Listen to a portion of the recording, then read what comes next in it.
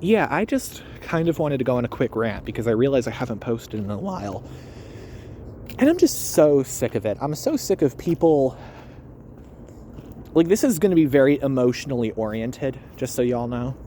Like, honestly, I fully understand if y'all get very upset at me for this, but I really just, am so pissed off now because it feels like a lot of people who I predominantly politically agree with are stabbing themselves in the foot, and they are doing everything possible to not be successful with advocating for their ideas. And, a big part of, 2024's election was rough. It was really rough. It was really rough to watch because, I saw how upset some people were.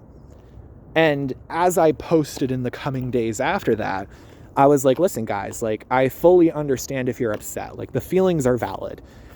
But when you're coming out afterwards and you're saying shit like, oh yeah, she lost because she was black. She lost because she was a woman, right?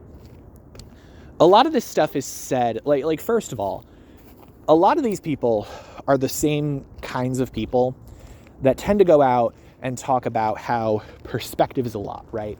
If you don't have the experiences of a minority person, you shouldn't really talk about issues surround a lot of people who are very, very, very partisanly Democrat.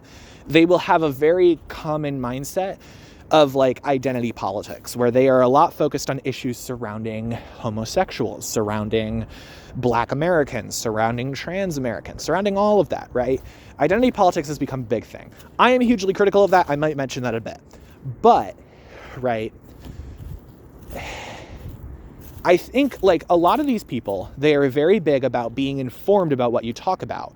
But then when it comes to election analysis, they come out here and they say, he won because of this and this. And they don't provide any evidence as to why that is. In fact, if you go looking, number one, Obama won Iowa and Ohio, running on a pro-working class campaign as a black man, right?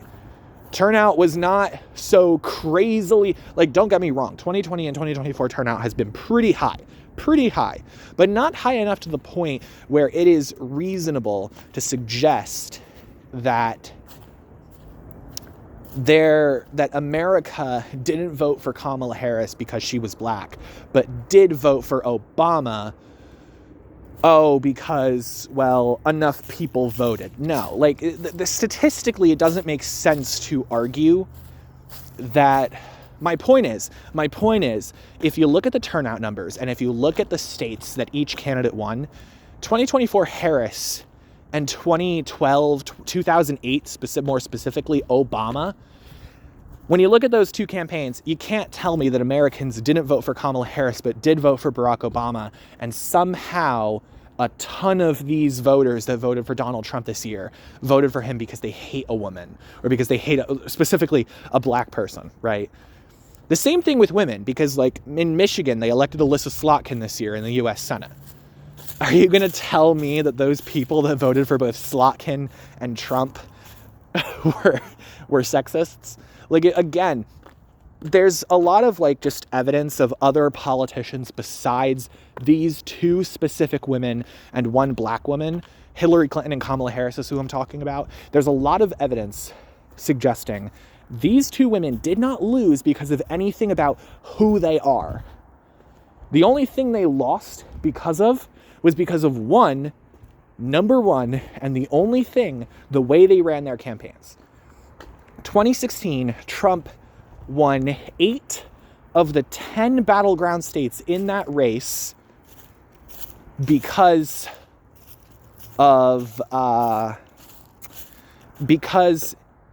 with less than 50% of the vote. Think about that. He did not get 50% plus 1% of the votes in the vast majority of the battleground states he won in 2016. In fact, he won a state with 27.9% of the vote, or not 27, 47, right? You know why he won these elections with so few votes relative to other elections? It's because Hillary Clinton was very, very unpopular. Hillary Clinton was historically unpopular. And like the same people that want to talk shit about James Comey and about how, oh, they sabotaged Hillary with Benghazi and all that shit, right? The same people who say that crap then want to go ahead and like be like, oh yeah, what they did to Bernie Sanders, that was completely fine. You know? There's so much evidence working against a lot of the things that these people are saying about what they think caused the results in 2016 and 2024. 2024, we know at least one state, Michigan, did not elect Trump because they were sexist. Hi. Sorry, my neighbor. They didn't elect Trump because they were sexist. They elected Trump because he resonated more with them. And I know that is crazy. Trust me, as a 20-year-old college student who has been big into politics and philosophy, I do not personally get the Trump hype.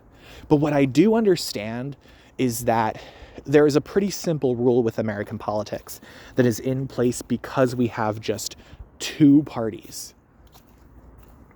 That rule is that if the incumbent party is unpopular, the other party has a huge advantage and will probably win.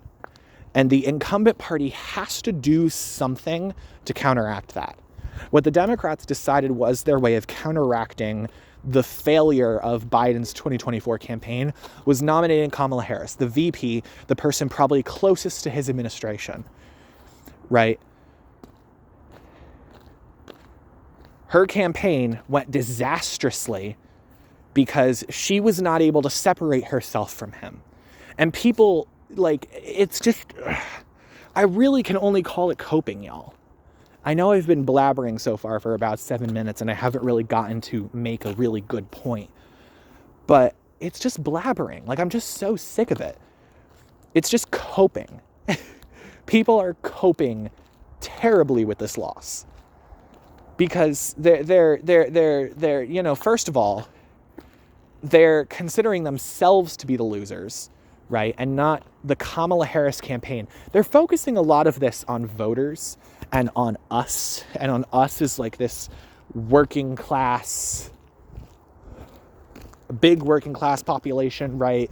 Big just American civilian. They're focusing a lot on the voters rather than the candidates. And that to me has never struck me well. Right? When I look back at 2008's debates, I 100% blame John McCain in part for losing to Obama. I mean, his messaging in 2008 would not have convinced me. And I look back today and I look back at John McCain and I'm pretty happy with the guy. He seems like a very, very noble guy. But his beliefs and his messaging in 2008 would not have convinced me. I've recently went through and decided who I would vote for. I would have voted for Obama in 2008, Romney in 2012. Because Romney was much better than McCain at messaging. Clinton and Harris, I hate to tell y'all, the first two times we've nominated a woman for president in one of the two major parties, it's been terrible. Like, it's been an utter failure, right? And there's going to be a lot of rhetoric in 2028 that, oh, don't nominate Gretchen Whitmer. Don't nominate, you know, any other woman that jumps into the race and is super popular. Because, oh, they're a woman. America won't elect her. They'll elect her if she runs a good campaign. They elected Alyssa Slotkin in Michigan. I bet you they would have done the same thing in Wisconsin and Pennsylvania. And those three states are three states that in this electoral college map, assuming you have no upsets, if you win those three states, you win the election. And, you know, it just seems like there's a lot of coping from people who act like they know what they're talking about. And like, listen, I've never been a fan of censoring people just because they have less knowledge on a particular topic. I value people's perspectives. But don't be one of those people that wants to censor other people who want to talk about issues that aren't necessarily relative to them, but then yourself go ahead and talk about issues you clearly do not understand. You do not understand how these elections work. And like, it's such a pissy thing to say. It's such a just like a shitty thing to say, to just like tell someone they're dumb when it comes to this stuff. But genuinely, there are people out here who were calling Trump's victory miles away, who were like begging the Democrats to do something. I wasn't doing it, super publicly because I hadn't had this channel yet, and I tend to try and not post things on my personal pages because I don't want to piss people off, and these are very, very tense topics, right? And I personally value the idea that if you respect me as a human being, I am all right with you, right? I do not ask people for their political opinions and then filter out my friendships on the basis of that. I don't do that. I get to know you as a person, and if I like you, I like you. If I don't, I don't, right? And that's like typically what most normal people do, right? But I've recently noticed a lot of these people are just, and like a lot of these people, they're going on Facebook and they're talking like about how they're going to boycott shit and how they're going to do this and that. It's like, where were you when the Democrats were losing the election? Like, where were you? Right? Like, I don't like to bring up my identity as a gay man because frankly, it's not super, super important to me. It's something that I value the fact that I like men. I like men. I like men a lot. I am sexually attracted to men. I am gay. That whole shebang, right? I don't necessarily look at my sexuality though and be like, oh yeah, it's really cool to like men. No, it's just a thing. It's a neutral thing to me, But I do have to point out, like, a lot of these people are talking about how they want to like protect minority rights. And oftentimes they are talking about people like me. But then like when there's conversation about what is actually the best way to go about these things, what is actually the most feasible way to achieve results as quickly as possible, it's like they don't want to go through with it. They don't want to criticize the Democratic Party. They don't want, like, every single time it's, oh, but Trump, oh, but Trump, oh, but what about Trump? It's the same type of shit like when you criticize Donald Trump and a lot of the Trumpists will say, oh, but the Democrats are so terrible, right? It's the same thing. It's the same type of hypocrisy. It's the same type of, specifically, whataboutism, right?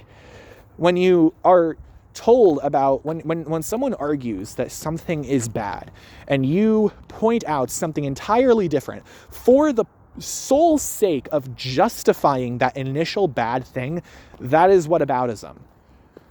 And in the case of a lot of very partisan people, I also wanted to bring this up. A lot of these very partisan Democrats are progressives, are socialists, are social democrats. And they're like getting pissed at their fellow social democrats and socialists over not voting a certain way, over protest voting against Kamala Harris, who, by the way, took a stance that to a lot of these people was sympathetic of genocide. You're expecting someone to look at a candidate that they think is at least to some degree genocidal and vote for that candidate? You're asking way too much. And I think one of the biggest lessons we can take from this election is that Democrats asked way too much of voters to just throw away the rest of their values for the sake of not electing Trump, to just throw away expecting more from their Democratic Party for Trump. The working class has abandoned the Democratic Party because the Democratic Party has not been willing to stray from just this, we're not Trump, we're not Trump, we're not Trump messaging. And back on the socialists and, social democrats point, a lot of these people, they have values that are actively being ignored by Democrats right now. And they're just, they're still touting this like vote blue no matter who rhetoric. They're still advocating and touting this shit.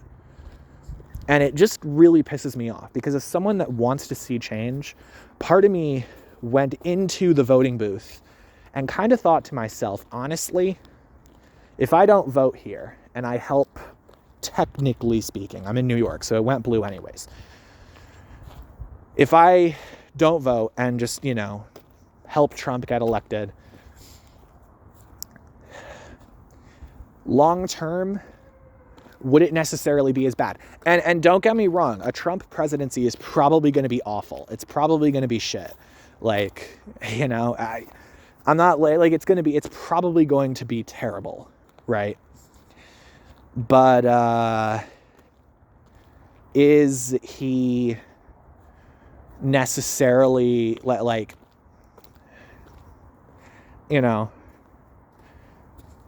if electing Kamala Harris probably would have sent the message to the Democratic Party, you actually don't need to campaign on much. You just have to campaign on not being the Republicans. You just have to campaign on not being the modern Republican Party. If we elected Kamala Harris because she wasn't Donald Trump, out of fear of a Trump presidency, that sends a very clear precedent message to Democrats. And if you truly believe, I really don't know how to convince you of anything if you're going to tell me in response to that you actually think some of these elite members of the Democratic Party actually care for you, right? Actually care about a lot of these specific issues, right? I don't know what to tell you. I don't know how to convince you of anything at that point because, I don't want to call it Stockholm Syndrome. That kind of seems a little, a little extreme, but it feels a lot like it. It feels a lot like there are people that are starting to worship the Democratic Party and specifically just just being a partisan for the Democrats. I think a lot of people are starting to worship that in a similar fashion to Trumpism and this strong adoration for Donald Trump because they feel like they have to fight back with the same kind of bullets when Trump starts shooting, right? They feel like they have to respond to punches with punches. And that clearly isn't working. When Hillary Clinton tried to, be this big, powerful, strong woman, it didn't earn her the votes to win in 2016. And Kamala Harris, not being Donald Trump, didn't earn her the votes in 2024. So I guess my perspective is just going to continue to be, please change something. Please advocate for stuff. Please no longer be the party of just, we're not Donald Trump. Please, don't tell me, but our platform says this. Your platform is a big piece of it, yes. But you actually campaigning on it, you actually making that the message, the priority of your campaign, it's pivotal, dude. It's pivotal. And I just really hope whatever Democrat runs in 2028 and wins the primaries, I just really hope that candidate changes things, right? Runs like Obama did in 2008, where he promises things. Even if you're going to fucking lie to us about what you're doing, right? About what you plan to do, at least just do things, At least just say you're going to do things. Don't let Republicans get easy victories. In some cases in 2016, not actually earning it. Don't let them get easy victories because of this shit, Don't be the opposition. You've never been the opposition party. You've always been the party of modern liberalism, of reformism, of reforming things, of changing things, modernizing things. And I just feel like the party is more and more straying from that these days. And I don't like to see it. Because I feel like the party represents my views a lot more than the Republican Party does. So, when they stray, this is a huge yap sesh. This is probably the most discombobulated video I have made. I just wanted to get across my pretty strong emotions. People who, especially people who are social, and I have friends who are social democrats and do this shit, but they say they're socialists and then they kind of be a little simpy for the Democratic Party. I just personally don't get the perspective. That's the euphemized way I'm going to put it, you know? I have a lot of strong feelings about just ways in which things can go better, because I know it could have been so much better in 2024. I know Harris had a real chance. At the beginning of her campaign, before she really went into substance, she was polling pretty well, because people were like, this might be a chance for change. Maybe we have a change candidate here. And then she blew it. I really shouldn't say she blew it. Her campaign blew it, you know? Her campaign blew it. And so, yeah, I guess we're going to see. I really want to stop talking about 2024, but it really depends on if people stop talking about 2024. It really depends on if people stop calling 2024 a racist and sexist election, you know? It really depends on if we move on and if we decide, all right, we failed here. Are we going to continue to have this doomer mentality, or are we going to do something? Because ultimately, if you do conclude this country is racist and sexist, dude, like, leave. Like, and I don't like that rhetoric. I don't like the, you know, if you don't like it here, just leave. I'm not ever for that rhetoric. But when it comes to people who just genuinely think the country's terrible and it won't improve, you know, I wouldn't want to live in a racist and sexist country. I plan on living here probably for the rest of my life because I don't think it's racist or sexist. I don't think it is. And, you know, a lot of people do, and then they want to talk about how to, you know, they just have this doomer mentality. And my feeling is I want to move on. It happened. What happened, and we have to learn from it. We can't just complain. Complaining isn't going to get done what you want to get done in this society. It isn't going to make politics better. It isn't going to put the politics into power, the ones you want. It isn't going to do that. So we have to, like, at some point, stop with the wallowing, you know? So yeah, that's my feelings. A lot of that is probably, if I'm like famous from years now, a lot of this shit is probably going to be scrutinized beyond all hell. But, I don't know. This was a more emotional video for me because I kind of just needed to let off steam and like just talk about these sentiments that I really, really hate, you know?